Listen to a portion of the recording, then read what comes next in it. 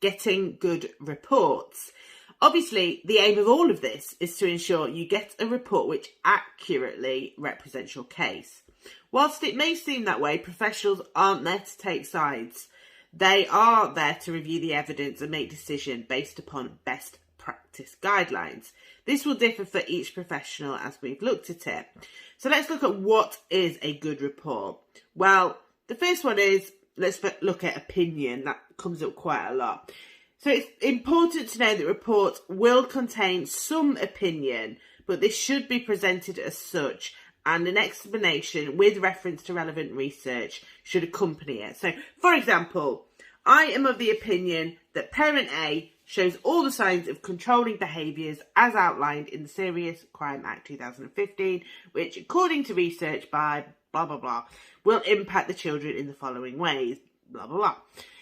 If your report does not refer to research and just presents an opinion, I recommend asking questions regarding what evidence has been used to come to that conclusion, what research supports that decision, and is there any evidence or research to support an opposing opinion. And you might need to provide that. If they say no, you can provide the opposite. Just because an expert has written a report does not mean that they're not going to make mistakes, and you will be given the opportunity to question them and potentially discredit the report if necessary.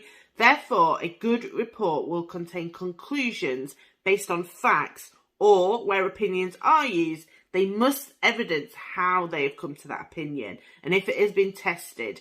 This helps to eliminate the potential for bias. It's also important that it includes recommendations. So the main purpose of reports is to go through all the evidence in more depth than court hearings would allow, then to apply the expertise of the writer and generate recommendations based upon their findings. All recommendations should be based upon relevant research. Recommendations should ideally include multiple opinions or multiple options in order of importance and outcomes.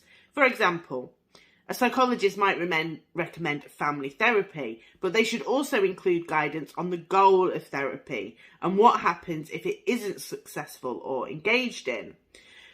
Recommendations which work well in these cases are to limit communication between each party to one medium, ideally a family app such as Our Family Wizard.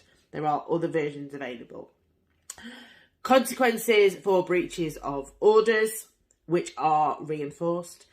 Behavioural changes for either or both parties and how that will be evidenced. Third-party involvement, such as therapy or family support. Time limits on returning the case to court. It's important to understand that recommendations are just that, though. The judge doesn't have to incorporate them, especially if doubt has been placed upon the quality of the report. So the next one is consequences. Abusers are resistant to behavioural changes, and so it's important that robust consequences are in place if orders or parts of orders are not adhered to. Consequences must have a hook in order for abusers to follow them. So, for example, reduce contact or a change of residency. The goal being that the consequence in place provides the motivation for change, and I've seen that work. It's worked in reports that I have written. It has been enough to force the change. If the behaviour isn't changed, however, the court needs to take action and enforce the consequence. Usually, if the consequence has made it to the order, a judge will enforce it.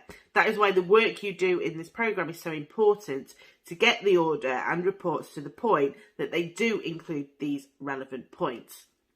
What I would say is courts aren't great at enforcing.